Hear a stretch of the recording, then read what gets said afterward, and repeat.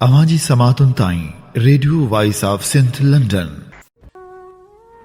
जागण मझां जस आहे अदा जिन खे लाहे जो लतीफ़ चए मथां कल्ब कस विरोह कजां वस सुबुह साण सैद चए। भलारे भिटदणी जे भलारे बैत सां मुंहिंजो ही आवाज़ मुसाफ़िर Radio voice of Sindh London तां थी आहे। दुनिया जी कुंड कुड़छ ताईं जंहिंजा माॻ ॿुधिजे पियो उन्हनि मिड़नी महिरबाननि खे सिक भरियो सलाम शाल क़बूल पवे। 16 मई 2022 सूमर जे ॾींहुं प्रोग्राम सोच वीचार साण आऊं अव्हां जी ख़िदमत में हाज़ुर अव्हां जो पंहिंजो मेज़बान हबीब लगारी। प्रोग्राम जी शुरूआत में अव्हां लाइ इहा ई दुआ त शाल जित हुजो, सुख सलामती सां हुजो, कॾहिं बि ॾुखियो ॾींहुं न ॾिसो ऐं कॾहिं बि अव्हां जूं मुर्कूं मेरियूं न थियनि। प्रोग्राम सोच वीचार में अॼु पाणी जी खोट ऐं सिंध जे हालतुनि समेत जग जहान जूं ख़बरूं अव्हां जी ख़िदमत में पेश कंदासीं। जॾहिं त नाम्यारे ॾाहे लेखक मोहम्मद इब्राहिम जोयो जो लिखियलु मज़मून सभ खां पहिरीं सिंध पिणु पेश कंदासीं। पाणी मसइले ते मसरूर शाह जो लेख ऐं कामरेड हाशिम गांघरो ते लिखियलु आबदा गांघरो जी लिखणी अव्हां जी ख़िदमत में पेश कई वेंदी। सभ खां पहिरियां अव्हां जी ख़िदमत में पेश करियूं था ख़बरूं। सिंध सुजागी फोरम जे मरकज़ी सेक्रेटरी जनरल मोहब आज़ाद जी सदारत में हैदराबाद में तनज़ीम साज़ी ऐं सिंध जे मौजूदा सियासी सूरतहाल जे हवाले सां अहम गरजाणी थी गुज़री, जंहिंमें सारंग जोयो, सोणी जोयो, पीर मोहम्मद नूनारी, एज़ाज़ लिगारी ऐं मुदसर मेहंदी शिरकत कई। गरजाणी में सिंध जी मौजूदा सियासी सूरतहाल ते ॻाल्हि ॿोल कई वई, जंहिंमें सिंध में पाणी जी ख़तरनाक सूरतहाल, सिंध में वधंदड़ धारी आबादकारी ऐं सिंध में क़ौमी तहरीक मथां थींदड़ रियासती ऑपरेशन, जबरी गुमशुदगियुनि, गिरफ़्तारियुनि ऐं केसनि बाबति तफ़सीली ॻाल्हि ॿोल कई वई। उनखां अलावा तनज़ीम साज़ी बाबति बि ॻाल्हि ॿोल कई वई, जंहिंमें हैदराबाद डिवीज़न खे फ़ाल करणु ऐं सिंध सुजागी मज़दूर फेडरेशन जो यूनिट क़ाइमु करणु ऐं सिंध सुजागी शागिर्द विंग क़ाइमु करणु बाबति पिणु ॻाल्हि ॿोल कई वई। गरजाणी में अहम फ़ैसिला कया विया त पाणी जे अहम मसइले ते जल्द पाणी कॉन्फ्रेंस कराइण समेत पाणी जे मसइले ऐं धारी आबादकारी जे मसइले ते कराची ऐं हैदराबाद में डिवीज़न सतह जा भरपूर एहतिजाजी मार्च या मुज़ाहिरा कया वेंदा।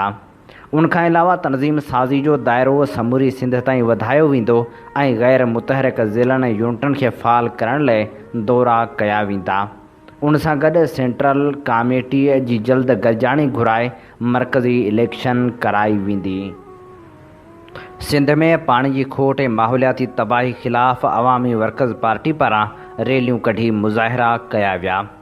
इन सिलसिले में वफ़ाक़ी सतह ते माहौलियाती तबाही ऐं सिंधु दरिया में पाणी जी खोट ख़िलाफ़ अवामी वर्कर्स पार्टी जे कारकुननि इस्लामाबाद में आलिया अमीर अली जी अॻुवाणी में प्रेस क्लब अॻियां एहतिजाजी मुज़ाहिरो कयो। लाहौर में पिणु कामरेड आबदा जी अॻुवाणी में एहतिजाजी मुज़ाहिरो कयो वियो। लाड़काणे में अवामी वर्कर्स पार्टी ऐं प्रोग्रेसिव स्टूडेंट्स फेडरेशन लाड़काणो पारां प्रेस क्लब अॻियां ख़ान गफ़ार ख़ान, डॉक्टर इमरान बुरड़ो, ज़ाहिद शेख, साकिब अब्बासी ऐं ॿिनि जी अॻुवाणी में एहतिजाज कयो वियो। ख़ैरपुर नाथन शाह में काशिफ़ चांडियो, कामरान चांडियो, जिब्रान चांडियो, कबीर चांडियो, ज़ीशान बुघियो, ईसा चांडियो, इम्तियाज़ मंगरियो, कलीमुल्लाह रुस्तम चांडियो ऐं ॿिनि जी अॻुवाणी में एहतिजाज कयो वियो। 60 मैल में अहमद ख़्याम, सकरन में कामरेड फैज़ कीरियो, नसीराबाद में कामरेड आबदा ऐं सखर में कामरेड ईदन ऐं मुज़फ़र शहर जी अॻुवाणी में एहतिजाजी रैलियूं कढियूं वियूं। नवाबशाह ऐं दौलतपुर में बि मुज़ाहिरा कया विया। जामशोरो में अवामी वर्कर्स पार्टी पारां मुख्य चौक खां रैली कढी प्रेस क्लब अॻियां मुज़ाहिरो करे धरणो हंयो वियो। उन मौक़े ते कामरेड बख्शल थल्हू, ताज मरी, अब्दुल लतीफ़ लेगारी, कामरेड अरडो उतराधी, कामरेड जोशीलो, ज़ाहिद मुर्तज़ा धारजो, कांबू ख़ान ऐं ॿियनि चयो त सिंध समेत सॼे मुल्क में सरमाएदारी निज़ाम तमामु वॾी माहौलियाती तबाही मचाए छॾी आहे, जंहिंसां सिंधु दरिया पिणु सुकी चुको आहे। उन सां गॾु एशिया जे वॾी ढंढ मंछर बि सुकी चुकी आहे। उन सॼी सूरतहाल सबबि सिंध जो आम हारी ऐं पुरित तमामु घणी ॾुखी सूरतहाल मां गुज़री रहियो आहे। हुननि चयो त पंजाब जा हुक्मरान सिंध में ॾुकार वारी सूरतहाल हूंदे बि चिश्मा जहलम लिंक कैनाल ऐं तोसा लिंक कैनाल 12 ई महीना खोले वेठा आहिनि, जंहिंखे सिंध जो आवाम कॾहिं बि क़बूल न कंदो। हुननि मुतालबो कयो त माहौलियाती तबाही जी रोकथाम लाइ फौरी उपाउ वरिता वञनि ऐं सिंधु दरिया मां निकिरंदड़ चिश्मा जहलम लिंक कैनाल ऐं तोसा लिंक कैनाल बंदि करे पुछड़ी जे आबादकारनि ताईं पाणी पहुचायो वञे। ऐवान ज़राए त सिंध में पाणी जी ख़तरनाक खोट ते ॻणती जो इज़हार करण सां गॾु एहतजाज बि रिकॉर्ड करायो आहे, जॾहिं त मौजूदा सूरतहाल में सिंध खे आफ़तज़दा करार ॾियण जो मुतालबो पिणु कयो आहे। ऐवान ज़राए पंहिंजे जारी कयल बयान में चयो आहे त 16 एकड़नि जे आबादकारनि जा ज़रई कर्ज़ माफ़ कया वञनि। पंजाब जे मुहैया कयल पाणी वारनि अघनि अखरनि खे रद्द कंदे घुर कई वई त फौरी तौरु टेलीमीट्री सिस्टम लॻायो वञे। गुड्डू ऐं तोसा जे विच में रोज़ानो 13,000 क्यूसिक पाणी चोरी जी जांच कई वञे। तरबेला डैम में वापडा खे पाणी स्टोर करण खां रोकियो वञे। गुड्डू बैराज ते सिंध खे 1,25,000 क्यूसिक पाणी फौरी तौरु ॾिनो वञे। कोटड़ी बैराज तां पाणी जी खोट खे फौरी तौरु ख़तमु करे पाणी ॾिनो वञे। सिंध खे 91 वारे मुआदे तहत पाणी फ़राहम कयो वञे। राज़ी तेरो ऐं भरपासे जे वाहन शाखनि में पाणी जी हथरादू खोट ख़िलाफ़ एहतजाजी मुज़ाहिरो कयो वियो। एहतजाज जी अॻुवाणी अली आज़ाद जखड़, अमजद अली, कंबर अली, शकील अब्बासी, लाल बख्श सियाल, मियाँ फिदा हुसैन अब्बासी, मोहम्मद पंजल खोड़ो, जमाल महमूद खोड़ो, नसीर अली खोड़ो, चौधरी असगर हूंदल, कामरेड राजा कोरी ऐं ॿिया करे रहिया हुआ। अॻुवाणनि मुतालबो कयो त फौरी तौरु पाणी फ़राहम करे परेशानियुनि खां बचायो वञे। पड ईदन सब डिवीज़न जी नुसरत कैनाल जी चीहो शाख में 6 महीननि खां पाणी बंदि हुजण ख़िलाफ़ आबादकारनि शफ़ीक मियाँ राजपर, इफ़्तिखार सियाल, हाफ़िज़ ग़ुलाम मुस्तफ़ा, कारी अब्दुल हक़, हाजी ख़ान बिरोही ऐं ॿिनि जी अॻुवाणी में एहतजाजी रैली कढी धरणो हयो। उन मौक़े ते अॻुवाणनि चयो त पाणी जी शदीद खोट ऐं पुछड़ी ताईं पाणी न पहुचण सबबि 11,000 एकड़ ज़मीन बंजर थी वई आहे।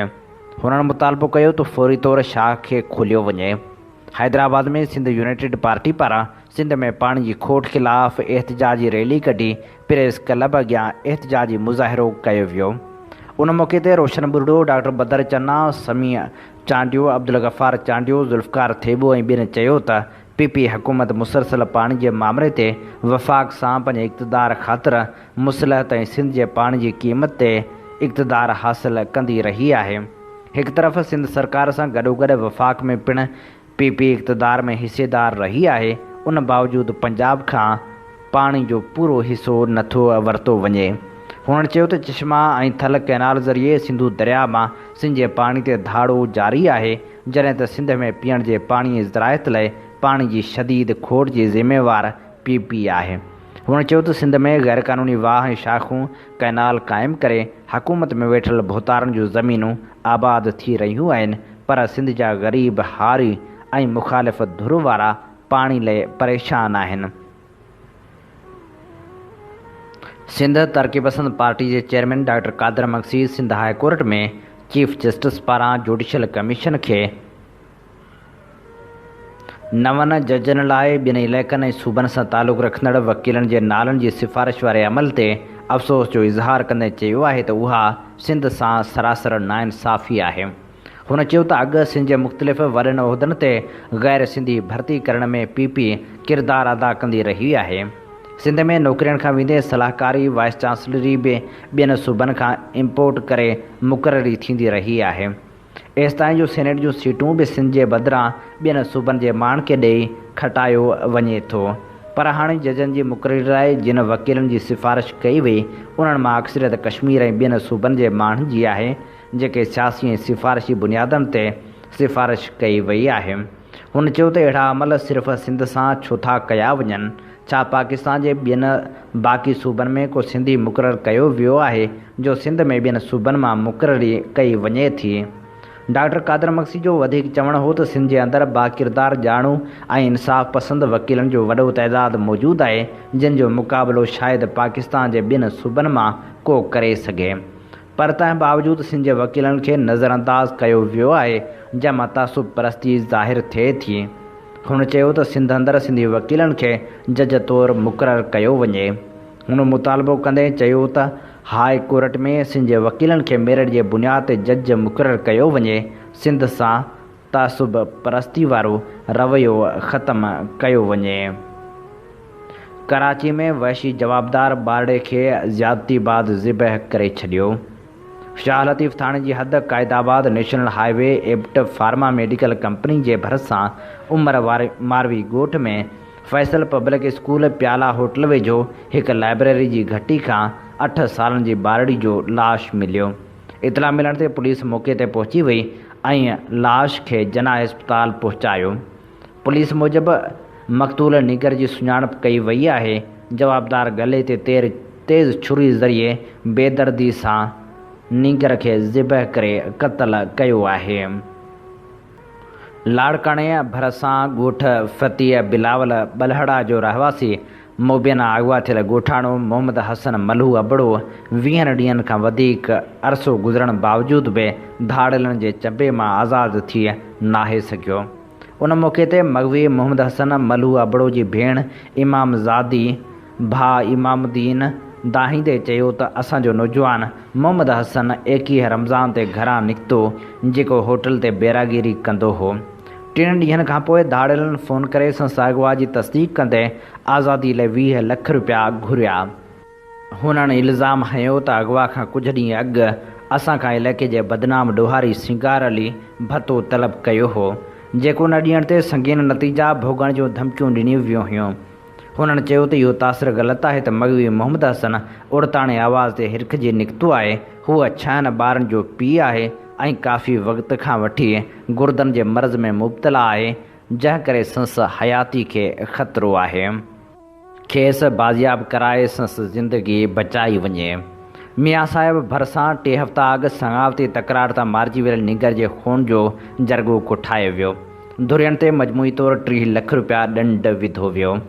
ॻोठ जानमोहंद चांडियो में 2 धुरियनि अहमद ख़ान चांडियो ऐं जानमोहंद चांडियो में पुराणे संगाती तकरार जे नतीजे में 3 हफ़्ता अॻु ग़ुलाम कादर चांडियो जे घर ते कयल हमले में मारिजी वियल नीगर रोस्तम जे खून जो जरगो जेकमाबाद में अब्दुल मजीद जखराणी जी सरपंची में थियो।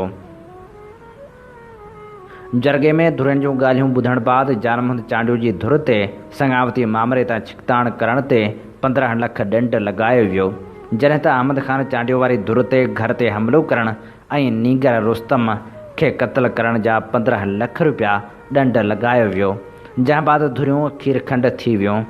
राब्तो करण ते हुमायूं शरीफ़ थाणे जी पुलिस चयो त 15 ॾींहं अॻु क़त्ल थियल नीगर रोस्तम जे क़त्ल जो केस अब्दुल नबी चांडियो, ज़ाहिद चांडियो समेत 5 जवाबदारनि ख़िलाफ़ दाख़िल आहे, पर अञा ताईं को बि जवाबदार गिरफ़्तार थी नाहे सघियो।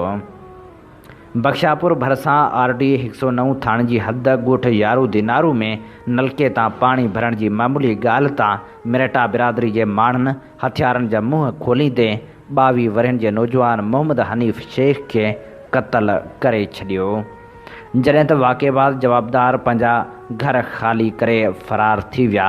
वाक़ियो जो केस 6 जवाबदारनि ख़िलाफ़ दाख़िल कयो वियो आहे। मिठी में 12-11 क्लास जे शागिर्दनि गाटे टोड़ इम्तिहानी फ़ियूं वठण ख़िलाफ़ एहतिजाजी रैली कढी कश्मीर चौक ते मुज़ाहिरो करे धरणो हयो।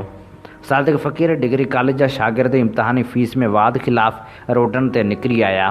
क्लासनि जो बाइकाट करे शागिर्दनि कॉलेज खां कश्मीर चौक ताईं पैदल मार्च कयो ऐं किश्वर जयपाल, दशरथ मेघवाड़, अशोक कुमार खामोश, सागर गुवारियो, अब्दुल मजीद ऐं फ़हीम जंझी जी अॻुवाणी में एहतिजाज कयो। हुननि चयो त इम्तिहानी फ़ीसनि में गाटे टोड़ इज़ाफ़ो कयो वियो आहे। थर जा शागिर्द एतिरियूं गरियूं फ़ियूं ॾेई नथा सघनि। फर्स्ट ईयर जे शागिर्दनि जी 800 ऐं इंटर जे शागिर्दनि जी 2550 रुपया फ़ीस वरिती पई वञे। 150 रुपया फारम फ़ीस बि वसूल कई पई वञे, जेको ज़ुल्म आहे।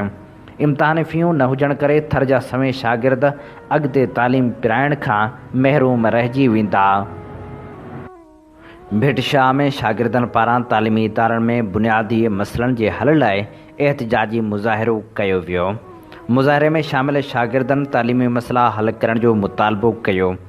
अॻुवाणनि मसूद खोड़ो, ख़ालिद काका, ज़फ़रुल्लाह बुलेदी, मुजतबा, आफ्ताब जूणो, काशिफ़ मेहंदी सियाल, आफ्ताब चंड, फ़ैद विगियो, नियाज़ सुमरो, अली रज़ा रिंद, मोहम्मद ख़ान छुटो, नवीद जतोई ऐं ॿियनि चयो त भिट शाह में तालीमी इदारनि खे साज़िश तहत तबाह कयो पियो वञे।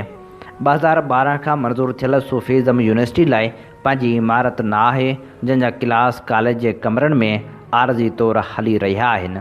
पब्लिक स्कूल जो कमु केतिरनि ई सालनि खां रोलड़े जो शिकार आहे, जॾहिं त कागज़नि में पब्लिक स्कूल जो कमु मुकमिल ॾेखारियो वियो आहे।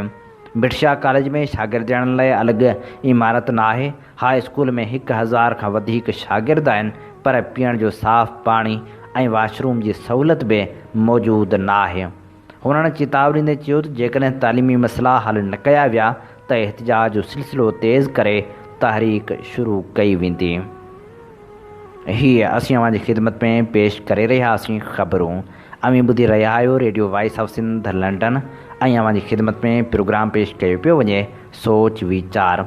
सोच वीचार जे सफ़र में आऊं अव्हां सां मुख़ातिब अव्हांजो पंहिंजो मेज़बान आहियां हबीब लगारी। जीअं तव्हां चङी रीति ॼाणो था त असीं Radio voice of Sindh London तां अव्हांजी ख़िदमत में उहे प्रोग्राम पेश कंदा आहियूं जिन में सचाई जूं सूखड़ियूं हूंदियूं आहिनि, शऊर जो आवाज़ु हूंदो आहे ऐं किताबनि जा उहे अमल वर्क हूंदा आहिनि जिन वसीले सिखण ऐं सेखारण लाइ घणो कुझु मिलंदो आहे। असीं चाहियूं था सुजाॻी जो ही सफ़र सफलता माणे सघे, इन लाइ असांखे अव्हांजे साथ ऐं सहकार जी ज़रूरत आहे। अचो सुजाॻी जे सॾ खे वरणायूं ऐं अचो हमक़दम बणिजी नई सिंध जी अॾावत लाइ पंहिंजे हिसे जो किरदारु अदा करियूं। असीं पंहिंजा प्रोग्राम लाइव पिणु अव्हां ताईं पहुचाईंदा आहियूं।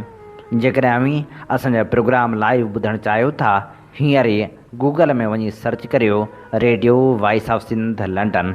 उन सां गॾोगॾु जेकॾहिं अव्हीं असांजा गुज़िरियल प्रोग्राम ॿुधणु चाहियो था, फेसबुक पेज या वरी यूट्यूब ते वञी सर्च करियो radio voice of Sindh London. अव्हांजी समातुनि ताईं radio voice of Sindh London. पाणी बहिरान वारी सूरत हाल ते कामरेड मसरूर शाह लिखे थो, पाणी जे मसइले खे सिर्फ़ु आलमी माहौलियाती बिगाड़ ऐं वॾेरा शाही ताईं महदूद करे मुझायो न। जेतोणीकि माहौलियाती बिगाड़ हिकु हक़ीक़त आहे ऐं पाणी बहिरान जो हिकु सबबु आहे, पर पाकिस्तान में पाणी बहिरान जो बुनियादी सबबु रियासत पारां पंजाब खे आबाद करण लाइ सिंधूअ दरियाई निज़ाम ते धाड़ो आहे। उन धाड़े सबबु ई दरिया जी तबाही ऐं माहौलियात जी तबाही थी रही आहे। पाणी जी माहौलियाती माहिरनि जहिड़ोकि हसन अब्बास मुताबिक़ हिन वक़्त बि सिंधू दरियाई निज़ाम में एतिरो पाणी आहे जो असांजी यानी सिंधू माथिरी जे वजूद खे पाले सघे थो। सिंधू दरियाई निज़ाम जो फितरी निज़ाम अहिड़ो आहे जेको पंहिंजे साइकिल दौरान मार्च अप्रैल में बर्फ़ जे रजण, मई ऐं जून खां ग्लेशियर जे रजण ऐं जुलाई खां मानसून ऐं बाक़ी सॼो साल ज़ेरे ज़मीन गॾु थियल पाणी जी सेपे जे ज़रिए सिंधू माथिरी खे आबाद कंदो आहे ऐं हज़ारे सालनि खां कंदो आयो आहे ऐं समुंड खे मुंहुं ॾींदो आयो आहे। पर डेमनि ऐं लिंक केनालनि उन जे फितरी वहिकरे ऐं साइकिल खे तबाह कयो आहे। रियासत पंजाब खे आबाद करण लाइ डेम ऐं लिंक केनाल ठाहिया। मार्च अप्रैल मई में पाणी खे डेमनि में गॾु कयो वेंदो आहे ऐं कुझु हिसो छॾियो वेंदो आहे जेको लिंक केनालनि वसीले पहिरियां पंजाब में पहुचंदो आहे। जीअं हिन वक़्तु सिंध में ॾुकार बावजूदि इरसा, चिश्मा, जहलम लिंक केनाल ऐं तोसा पंजनद केनाल खोले रखियो आहे। सिंध में ख़रीफ़ जो फ़सुलु पंजाब खां महीनो ॾेढ पहिरियां थींदो आहे। नतीजे में अप्रैल मई में जॾहिं सिंध खे पाणी जी शदीद ज़रूरत हूंदी आहे त सिंध में कहत हूंदो आहे ऐं ईअं ई नसलकशी कई वेंदी आहे।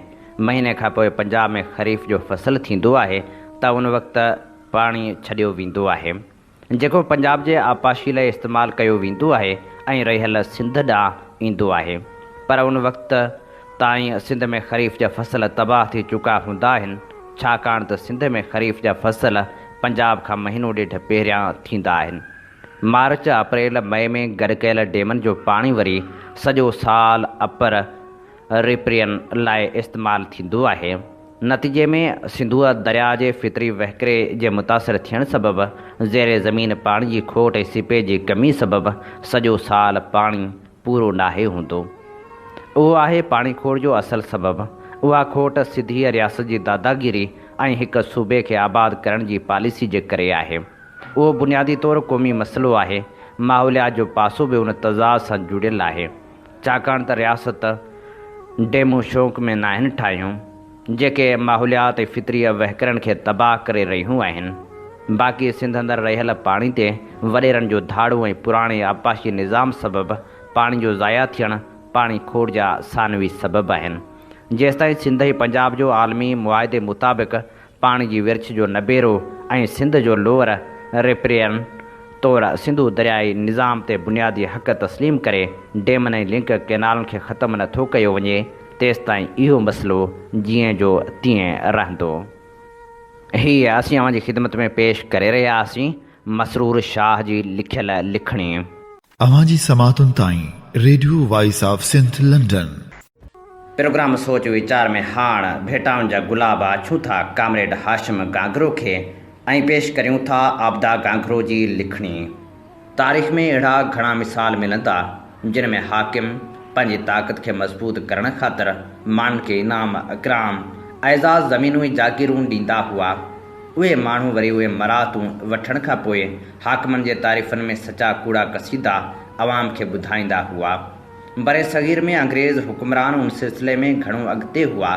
हुननि केतिरियूं ई अहिड़ियूं ज़मीनूं पंहिंजे वफ़ादार माण्हुनि खे जागीर करे ॾिनियूं जिन ते उहे ज़मीनूं खेड़ींदड़नि ऐं सदियुनि खां वठी उतां जे रहाकनि जा हक़ हुआ। ज़मीन ख़ुदा जी आहे जो उनखे खेड़े थो, उहो ई उन जो मालिक आहे। उहो नारो फ़्रांस इनक़लाब खां हिकु सदी अॻु सिंध जे हिकु वॾे अकाबर सूफ़ी शाह इनायत शहीद झोक वारे खंयो हो। उहो रुॻो हिकु नारो न पर हिकु मुकमल नज़रियो ऐं हारियुनि जे हक़नि जो मंशूर आहे। उन नज़रिए तहत ई हारी पंहिंजे हक़नि जे हासिलात लाइ आवाज़ उथारनि था ऐं खेनि संदन हक़ मिलनि था। कामरेड मोहम्मद हाशिम गांगरो बि उन नज़रिए जो हामी हो। कामरेड मोहम्मद हाशिम गांगरो मौलाना उबैदुल्ला सिंधी जो शागिर्द हो। संसद चवण ऐं हिमथाइण ते हुन आज़ाद हिंद फ़ौज में शमूलियत इख़्तियार कई हुई। आज़ाद हिंद फ़ौज इंडियन नेशनल आर्मी जो बुनियाद 1942 में ऋषभ बहारी बोस ऐं मोहन सिंह विधो। जंगी कैदियुनि पारां क़ाइमु कयल अंग्रेज़नि ख़िलाफ़ उहा आज़ादी जी जंग लाइ विढ़ंदड़ आर्मी फोर्स हुई, जंहिंखे बाद में कांग्रेस खां बाग़ी थियल सुभाष चंद्र बोस उरूज ते पहुचायो। सुभाष चंद्र बोस जे उन नारे त तव्हां मूंखे पंहिंजा सिर ॾियो, मां अव्हांखे आज़ादी ॾींदुमि जे जवाब में हिंद सिंध जा केतिरा ई नौजवान आज़ादी जी उन फ़ौजी जंग में साणुसि शामिल थिया हुआ, जिन में मोहम्मद हाशिम गांगरो बि हिकु हो। 1946 में बोस जे मरण जी ख़बर फैलजण ते आज़ाद हिंद फ़ौज टुटी वई ऐं फ़ौजी आफ़ीसरनि सिपाहियुनि खे इंडियन आर्मी में शामिल कयो वियो, छाकाणि त उन्हनि में वॾो अंग उन्हनि फ़ौजनि जो हो जेके अॻे ई इंडियन आर्मी जा हुआ पर मुख़्तलिफ़ मुल्कनि में जंगी क़ैदी थी विया हुआ। उन्हनि समेत नवनि भर्ती थियलनि लाइ बि साॻी आछ हुई। हाणे ॿ रस्ता हुआ, या त हू इंडियन आर्मी जो हिसो थी वञनि जेका अंग्रेज़नि जे कंट्रोल में हुई, या वरी हू इंडियन आर्मी एक्ट तहत रिटायर्ड थी वञनि। बाबा अंग्रेज़नि जी आर्मी में कमु करण बदिरां रिटायर थियणु चूंडियो। उन रिटायरमेंट तहत खेसि सिंध में ज़मीनूं जागीर तौरु ॾिनियूं वियूं। पंहिंजे मनपसंदि माण्हुनि में रिटायर फ़ौजनि खे ज़मीनूं जागीरूं ॾियण जो सिलसिलो अंग्रेज़नि जे दौर में अॻु ई क़ाइमु हो।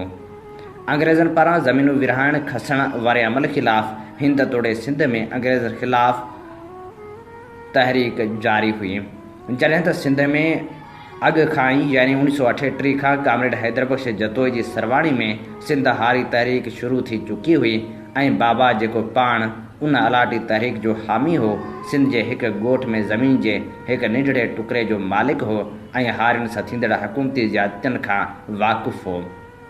तव्हांजे ज़मीर इहो गवारा न कयो त हूअ उन मराहत तौरु मिलियल ज़मीन जी मालिकी कंदे जागीरदार बणिजे।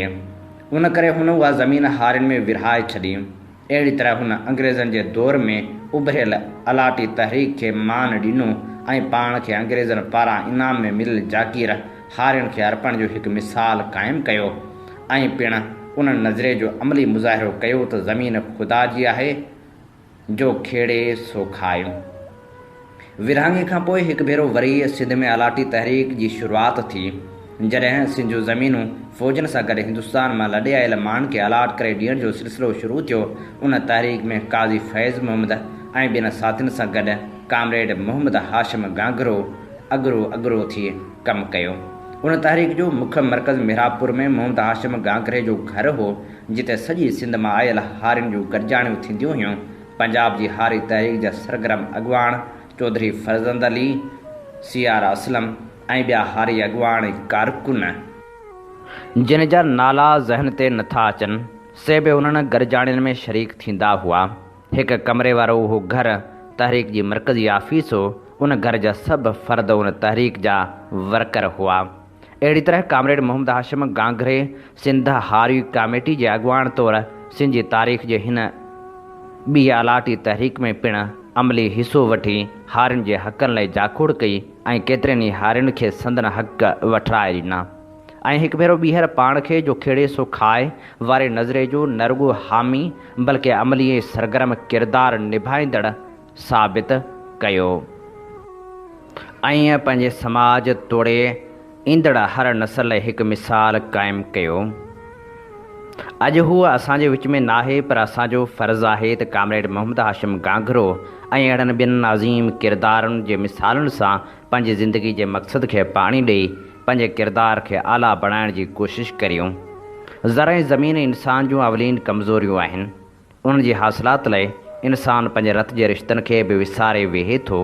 मुमकिन आहे त कामरेड मोहम्मद हाशिम गांगरो पंहिंजे ख़्वाबनि में जिन रूहनि या इंसाननि वसीले पंहिंजे आदर्शनि ऐं नज़रियुनि खे परवाह चढ़ंदे ॾिठो हूंदो, संदन आदर्शनि ऐं नज़रियुनि खे मस्ख़ करण वारा उहे ई पहिरियां माण्हू हुजनि, छो त ज़मीर खे जियारे हलण खां वधीक आसान ज़मीर मारे हलणु आहे।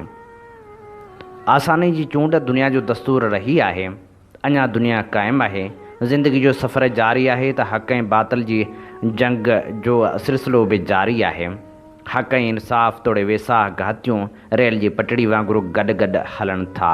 नए नस्ल खे सम्झाइणो आहे त कामरेड मोहम्मद हाशिम गांगरे जहिड़ा बेग़र्ज़ इंसान ऐं इंसानियत सां प्यार करण वारा किरदार पंहिंजे बहितर ऐं मुस्बत अमलनि करे अॼु बि यादि कया वञनि था। माण्हू जो मुस्बत कमु मरे नथो। शऊर ऐं इंसाननि सां मुहबत वारा रवैया माण्हू जे किरदार खे यादगार बणाइनि था। इंसान सां मुहबत ई कंहिं बि माण्हू खे पंहिंजी धरती तोड़े क़ौम लाइ कुझु करण ते आमादा करे थी, ऐं जेको माण्हू इंसान सां मुहबत करे थो, वक़्तु ऐं तारीख़ उनखे मुहबत सां यादि कनि था। बेज़मीरी सितही ऐं लालची सोच रखंदड़ माण्हू दर हक़ीक़त इंसान ऐं इंसानियत सां मुहबत करण वारे अज़ीम जज़्बे खां महरूम हूंदा आहिनि। उहे वक़्ती फ़ाइदात हासिल करे वठनि था, पर तारीख़ संदन किरदार खे संदन अमलनि जे तनाज़ुर में यादि करे थी। कामरेड मोहम्मद हाशिम गांगरे जी 39 वरसी आहे। यकीनन उन्हनि 39 सालनि में तमामु घणो कुझु बदिलजी वियो आहे, पर संस सोच ऐं संस नज़रियो साॻी तरह मौजूदु आहिनि ऐं संस सोच सां सलाड़ियल हर बाशऊर ऐं बाज़मीर माण्हू ज़रिए उन्हनि जो फैलाव मुमकिन आहे। मोहम्मद हाशिम गांगरो जी वरसी जे मौक़े ते हीअ असीं अव्हांजी ख़िदमत में पेश करे रहिया हुआसीं आबदा गांगरो जी लिखियल लिखणी। अव्हीं ॿुधी रहिया आहियो Radio voice of Sindh London ऐं अव्हांजी ख़िदमत में प्रोग्राम पेश कयो पियो वञे सोच वीचार जे सफ़र में आऊं अव्हां सां मुखातिब जो पंहिंजो मेज़बान आहियां हबीब लगारी। जीअं त अव्हीं चङी रीति ॼाणो था त असीं Radio voice of Sindh London तां अव्हांजी ख़िदमत में उहे प्रोग्राम पेश कंदा आहियूं जिन में सचाई जा सॾ हूंदा आहिनि, जिन में अमुल ॻाल्हियूं हूंदियूं आहिनि ऐं शऊर भरियो मवाद हूंदो आहे। असीं चाहियूं था त हीउ सफ़र सफलता माणे। इन लाइ असांखे अव्हांजे साथ ऐं सहकार जी ज़रूरत आहे। अचो सुजाॻी जे हिन सफ़र में असां सां हमक़दम बणिजो। असीं पंहिंजा प्रोग्राम लाइव नशर कंदा आहियूं। लाइव प्रोग्राम ॿुधण लाइ हींअर ई गूगल में वञी सर्च करियो radio voice of Sindh London. उन सां गॾोगॾु अव्हीं यूट्यूब या वरी फेसबुक ते वञी असांजा प्रोग्राम पिणु ॿुधी सघो था। फेसबुक या यूट्यूब ते वञी सर्च करियो radio voice of Sindh London. अवांजी समातुन ताईं radio voice of Sindh London. Programme सोच वीचार में हाण सिंध जे अज़ीम ॾाहे नामियारे लेखक मोहम्मद इब्राहिम जोयो जो उहो मज़मून शामिल करियूं था जंहिंजो उनवान आहे सभ खां पहिरीं सिंध।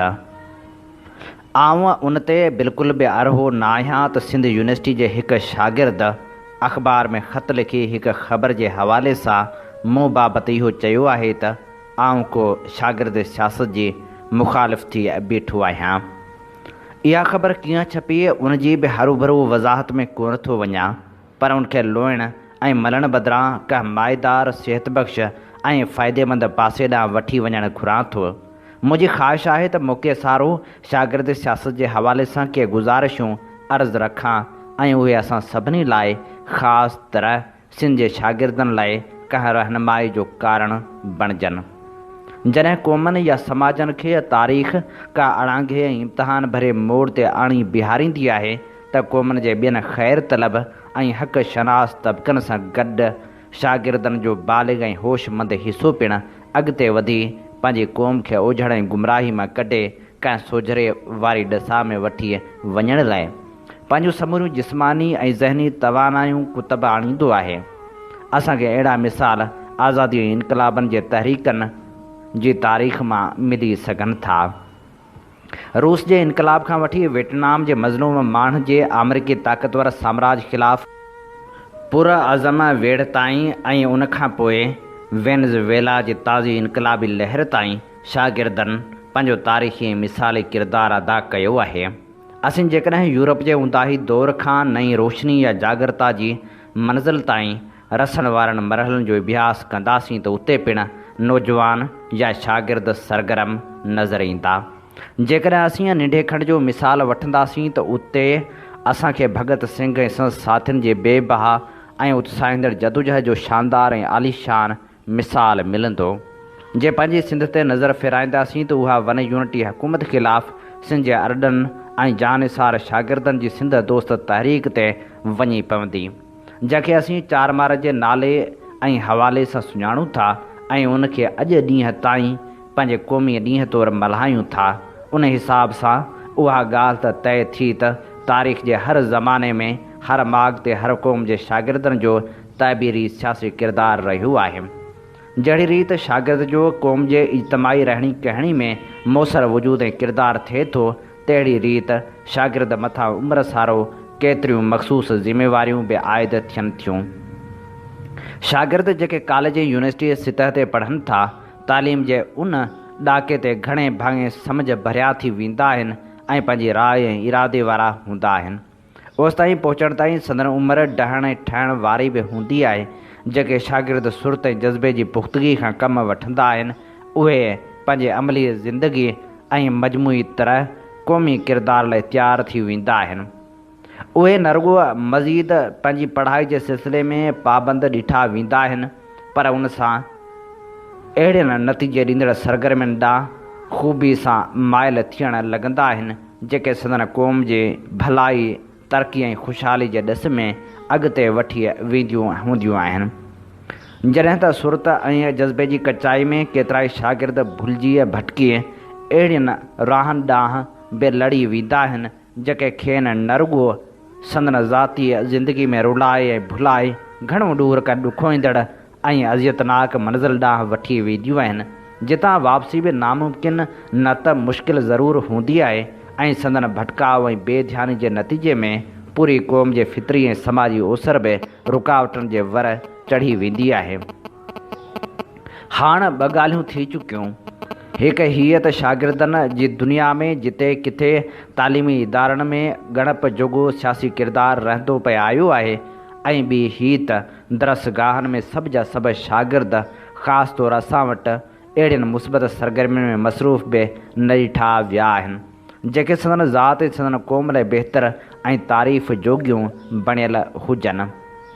उन नुक़्ते ते रसण खां पोइ असांखे इहो सोचणु ऐं विञाइणु घुरिजे त अहिड़ो नेठि छा कजे जो सिंधी शागिर्द सभ जा सभ या घटि में घटि अक्सरियत में मुस्बत ऐं माना भरे अंदाज़ में पाण खे तालीमी मुआशरे समाजी ऐं सियासी तरबियत में भड़ बणाइनि।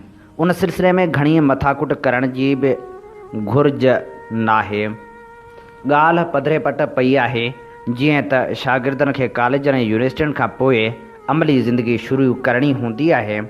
समाज में जेके इदारा ऐं शोबा हूंदा आहिनि उन्हनि में खेनि मुख़्तलिफ़ नौयत जा कम ऐं ज़िम्मेवारियूं संभालणियूं पवंदियूं आहिनि। जेकॾहिं पढ़ाई में उन्हनि पंहिंजे लाॻापियल शोबे में ध्यानु ऐं दिलचस्पी खां कमु न वरितो हूंदो त उहे पंहिंजी क़ौम ऐं माण्हुनि लाइ हयात सुधार किरदारु अदा न करे सघंदा।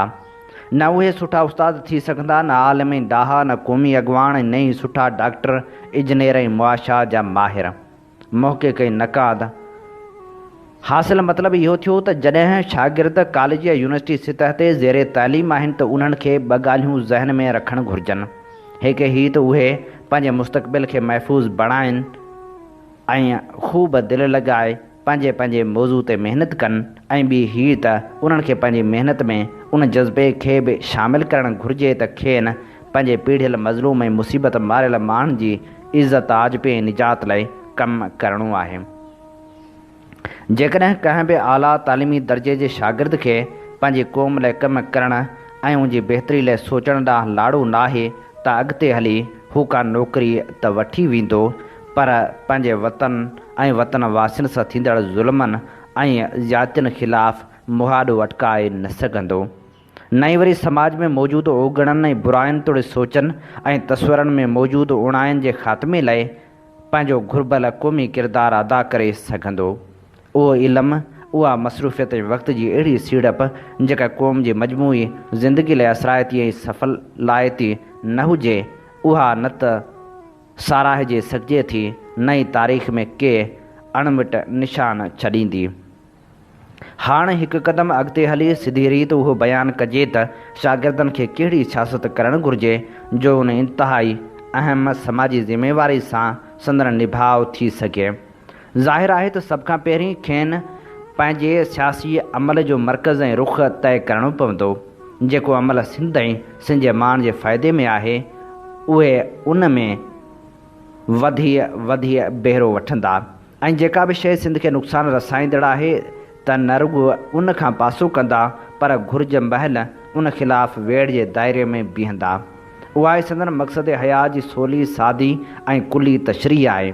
हीअ बिन सादी तशरीह हूंदी घणी पेचीदा बि आहे, ख़ासि तौरु तॾहिं जॾहिं हीउ सुवालु कजे त सिंध जो मुफ़ाद नेठि छा में आहे। उन नुक़्ते ते जेकॾहिं पुछबो त सियासी धुरियुनि मां हर कंहिं वटि इम्कानी तौरु पंहिंजी वसफ़ ऐं तशरीह हूंदी, जंहिंजे पोयां हर कंहिं शागिर्द जी सियासी वाबस्तगी कार फरमा थी सघे थी। उन सादे लिबास में पेचीदा बदन रखंदड़ हिन सुवाल खे हेठि ॼाणायल ॻाल्हियुनि जे मापण वसीले तइ बि करे सघनि था। सिंध पाकिस्तान में आज़ादु ऐं ख़ुदि मुख़्तियार रियासत तौरु शामिलु थी हुई, पर शुरू में ई उन खां उहो आज़ादु ऐं ख़ुदि मुख़्तियार रहण जो हक़ खसे उनखे अक़िले जो दर्जो ॾेई परवस बणायो वियो। उन करे जेको क़दम अमल ऐं पॉलिसी सिंध जे आजबे ऐं ख़ुदि मुख़्तियारी जे हक़ में आहे उन जो भर झले बीहजे, ऐं जेका बि ॻाल्हि उन जे मुखालिफ़ या रद में आहे उन ख़िलाफ़ु समूरियूं तवानायूं गॾु करे एहतिजाज ऐं वेड़ कजे। पाकिस्तान जे वफ़ाक़ में हिकु इकाई तौरु शामिल सिंध जी सियासी समाजी इक़्तिसादी सक़ाफ़ती ऐं तारीख़ी हक़नि जे तस्लीमियत ऐं उन्हनि जे पुॼाणी लाइ पंहिंजे सिर धड़ जी बाज़ी लॻाइबी। सिंध पाकिस्तान में हिकु सूबे न पर क़ौम तौरु शामिलु थी हुई, तंहिं करे सिंधी ॿोली लाइ क़ौमी ॿोली जो दर्जो वठिबो ऐं उन लाइ तालीमी पॉलिसियुनि जो पूरो हक़ पाण वटि महफ़ूज़ रखिबो। सिंध जी जाग्राफ़ी हदनि में ज़मीन जे मथाछिरे ऐं ज़ेरे ज़मीन सभिनी मैदनी ऐं पैदावारी वसीलनि ते पंहिंजो हक़ क़ाइमु कबो। सिंधू दरिया जा सिंधी माण्हू तारीख़ी वारिस आहिनि। उहो हक़ खाइण को बि नथो खसे सघे। जेकॾहिं उन मथां आपाशी जो को बि ढांचो अॾिबो सो सिंध जी इजाज़त खां सवाइ न थींदो। सिंध में धारी आबादी ते ज़ाब्तो ऐं रोक रखबी, वरनि शहरनि ते लसानी मुतसब दहशत गर्दनि जे तसरत खे टोड़बो। सिंध में रोज़गार, कुदरती ऐं माली वसीलनि ते अवल ऐं आख़िर सिंधी क़ौम जो हक़ रहंदो जेकॾहिं सिंध जा शागिर्द सिंधी क़ौम जे उन वजूद ऐं पासदारी कंदड़ ॿियनि अहिड़नि नुक़्तनि खे पंहिंजो कंदा, हाम सां हिटाईंदा ऐं उन्हनि ते अमली किरदारु अदा कंदा या करे रहिया आहिनि त सम्झिबो त सिंध जो मुफ़ाद सर्व थी रहियो आहे।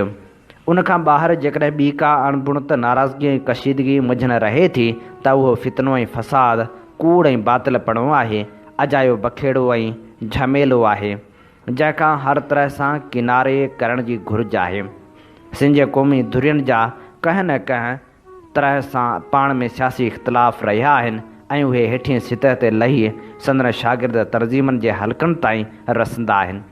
पोइ बदमिज़गी पैदा थी पवंदी आहे ऐं शागिर्दनि जो तदरीसी अमल हाञे जे वर चढ़ंदो आहे।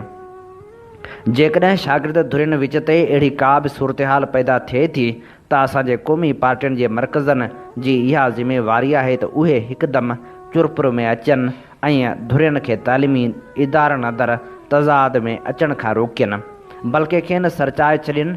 बरक्स हुन जे त थिए ईअं थो त तालीमी इदारनि में बि हर हिकु जमायत पंहिंजे पंहिंजे यूनिट जा मेंबर वधाइण में सरगर्म हूंदी आहे त जीअं उहे चई सघनि त हू फ़िलाणे या फ़िलाणे तालीमी इदारे में अक्सरियत सां आहिनि। अहिड़ी नादानी ऐं बेसमझी मसइला पैदा करे थी।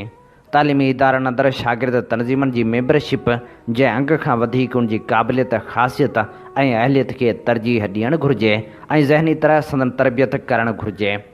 उहो ई बहितर तरीक़ो आहे। उन लाइ अशद ज़रूरी आहे त असां जूं क़ौमी पार्टियूं शागिर्द धुरियुनि खे पाबंद रखनि त उहे तालीमी इदारनि में के बि हथियार न रखनि। गॾोगॾु यूनिवर्सिटियुनि जा वाइस चांसलर शागिर्दनि खे पंहिंजे औलाद वांगुरु सम्झी संदन रहबरी कनि ऐं पंहिंजे इंतिज़ामी सिफ़नि ते बि नज़र रखनि त उन में कहिड़ा अनसर त न आहिनि जिन जे कमज़ोरियुनि जो शागिर्द फ़ाइदो वठी पंहिंजे मनफ़ी सरगर्मियुनि खे हथी ॾियण में हिक ॿिए खां गोए खणण में अॻिते वधी वञनि था। 8 साल खनि अॻु सिंध डेमोक्रेटिक ग्रुप जे सहारे हेठि सभिनी क़ौमी पार्टियुनि ऐं प्लेटफार्मनि खे सॾे गॾु विहारियो वियो हो ऐं उहो गॾियल फ़ैसिलो कयो वियो हो त क़ौमी पार्टियूं ऐं प्लेटफार्म तालीमी इदारनि में पंहिंजे हमदर्द शागिर्दनि ते नज़र रखनि त जीअं उहे पंहिंजे ज़ाती अनाउनि ऐं ज़ाती पसंदि या नापसंदि जे बुनियाद ते पाण में झेड़ा न कनि। उहे पंहिंजे ज़ाती तज़ादनि वधाइण बदिरां क़ौमी मसइलनि बाबति सुजाॻी पैदा करण लाइ आम शागिर्दनि जी ज़हनी तरबियत कनि ऐं क़ौमी मसइलनि ते गॾिजी जदोजहद कनि। हिते आऊं सिंधी शागिर्दनि खे ख़ासि तौरु इहो चवणु थो चाहियां त सिंधी क़ौम सिंध में नए इंसान जो जेको तस्वर पाण लाइ क़ाइमु कयो आहे तंहिंजा क्लासिकल सरचश्मा शाह, सचल ऐं सामी आहिनि ऐं उन लाइ सचो सिंधी अदब अॼु जाखोड़े ऐं सुजाॻ करे रहियो आहे।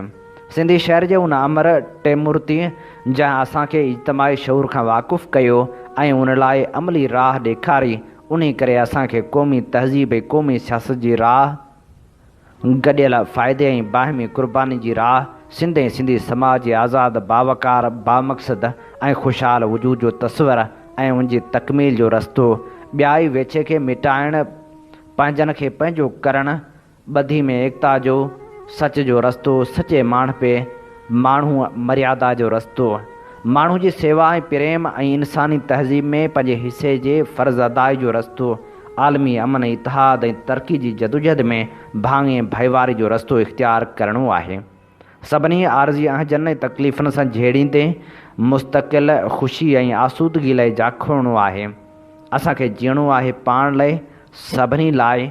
हीउ वक़्तु आहे जॾहिं असांजे शागिर्द खे अजायनि, झेड़नि, झटनि, नाराज़गियुनि ऐं वेछनि खे विसारे गॾु थियणु घुरिजे ऐं खेनि ज़हन नशीन करणु घुरिजे त सिंध जी तरक़ी अहलियत सां मशरूत आहे। अहिड़ी तरह खेसि पंहिंजे किरदार जो रोशन मिसाल क़ाइमु करणु घुरिजे। अफ़सोस जो जेकॾहिं सिंध में क़ौमी इतिहाद जे पंध ते सभु सियासी धुरियूं हिकु न थी सघियूं आहिनि, तॾहिं बि इख़्तिलाफ़ ऐं एतिराज़ में बि इतिहाद जी फ़िज़ा जी ज़रूरत ॾिठी वई आहे। जेसिताईं शागिर्दनि जी सियासी मसरूफ़ियत जो तालुक़ु आहे त उन्हनि खे मिड़ीअ मुठ थियणु घुरिजे ऐं अजायनि मसरूफ़ियतनि, अनाउनि, फ़सादनि खे छॾे पंहिंजे क़ौमी नस्बुल आइन खे नज़र में रखणु घुरिजे ऐं उहे मक़सद अॻियां रखणु घुरिजनि जेके सिंध ऐं सिंधी माण्हुनि जे मुफ़ादनि जो सोभाइतो रूप धारे सघनि ऐं सिंध जे वक़ार इज़त ऐं निजात वारी जदोजहद में महसूसु थींदड़ ऐं ॾिसंदड़ हिसो साबित थी सघनि। सिंध जी जुआन उमिरि नई नस्ल पुख़्ती सुरत ऐं जज़्बे रखंदड़ पीढ़ी लाइ दुनिया जी तारीख़ जो हिकु इबरतनाक ऐं सबक़ आमोज़ सलेबी जंगियुनि जे दौर वारो मिसाल ॾेई पंहिंजे पहिरें अंग्रेज़ी किताब जेको मूं विरहाङे खां 2 साल अॻु लिखियो हो, उन में मूं हिकु इस्तदा कई हुई। उन जी अफ़ादियत अॼु बि उहा ई उन दौर वारी सम्झां थो ऐं उन इस्तदा जो ख़ुलासो हिते पेश कजे थो। जॾहिं बि क़ौमनि ते को ॾुखियो वक़्तु ईंदो आहे या ख़तरे में अची वेंदियूं आहिनि, तॾहिं उहो नौजवान घणो तणो शागिर्द तबिको ऐं संदन विचोले तबिके जो सुलझियल हिसो ई हूंदो आहे जेको खेनि उन मां कढण लाइ उथी खड़ो थींदो आहे। उन सिलसिले में सिंधवासी कुझु बदकिस्मत नज़र अचनि था। संदन नौजवान तबिको त अफ़सोसनाक हद ताईं उन ख़तरे खां बेख़बर मालूम थिए थो जेको संदन मादरे वतन लाइ अचण वारो आहे।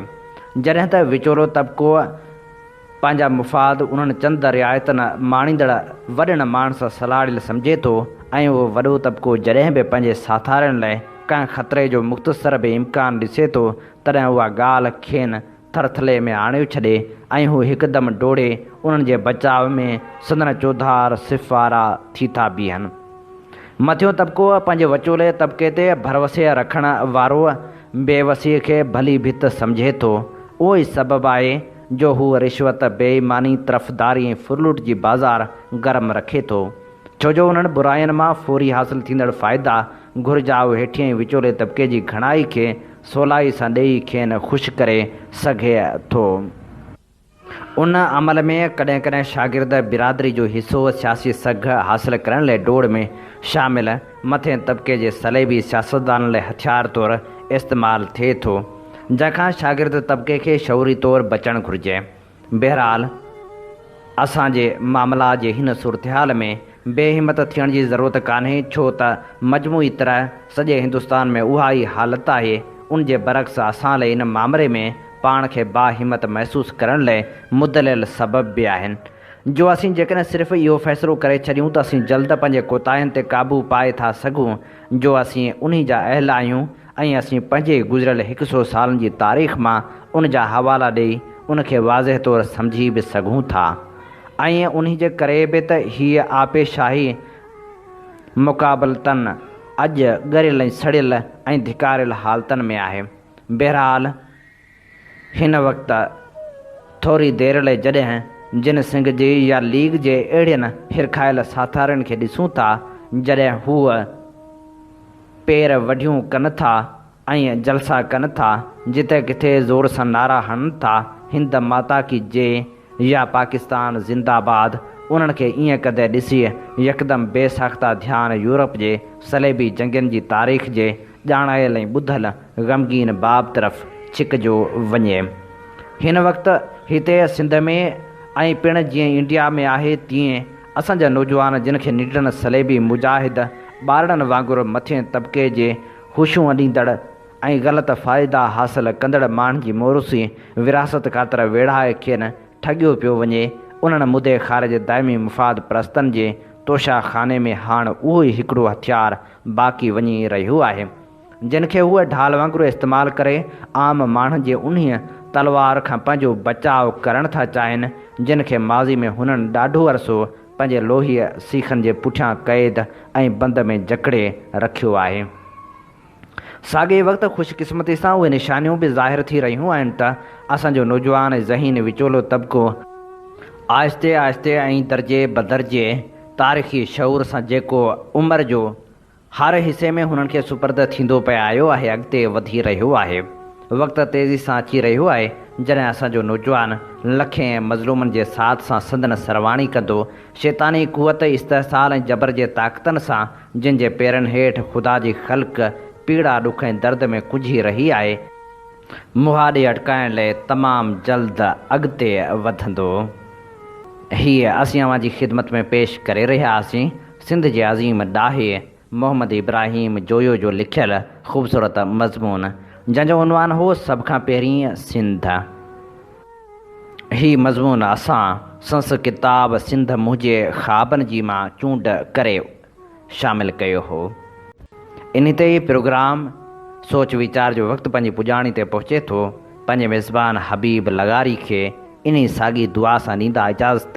वसे भिट तुंहिंजी भलारा सदा सदा देस परदेस सारा वसन। कॾहिं सिंध सिंजी न मेरी थिए, कॾहिं मोड़ कंहिंजा न मुरझाइजनि।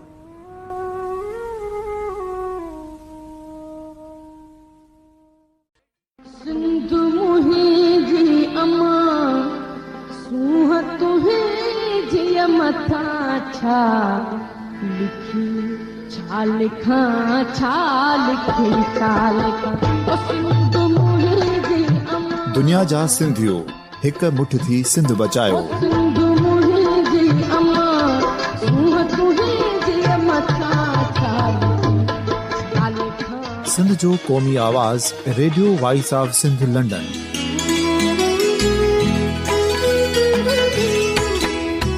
Radio voice of Sindh London पंहिंजी नशरियात में सिंध जी सियासत, समाज, इक़्तिसादियात, तारीख़, क़ौमी उमंगुनि ऐं इख़्लाक़ियात मुतलिक़ सिंध जी हक़ीक़ी तर्जुमानी कंदे प्रोग्रामनि खे असराइतो बणाइण लाइ सिंध जे घण घुरनि ऐं धरतीअ सां प्यार कंदड़ अदीबनि, दानिश्वरनि, सहाफ़ियुनि, उस्तादनि, वकीलनि ऐं हर तबिके जे मानवारनि सजणनि खे सिंध में शऊरी इनकलाब लाइ सहकार जो सॾु ॾियूं था। अचो त गॾिजी सूफ़ियुनि ऐं संतनि वारी सिंध जो ओज हिकु मुठ थी वरी वापसि आणण वारे सफ़र जा साथारी बणिजऊं।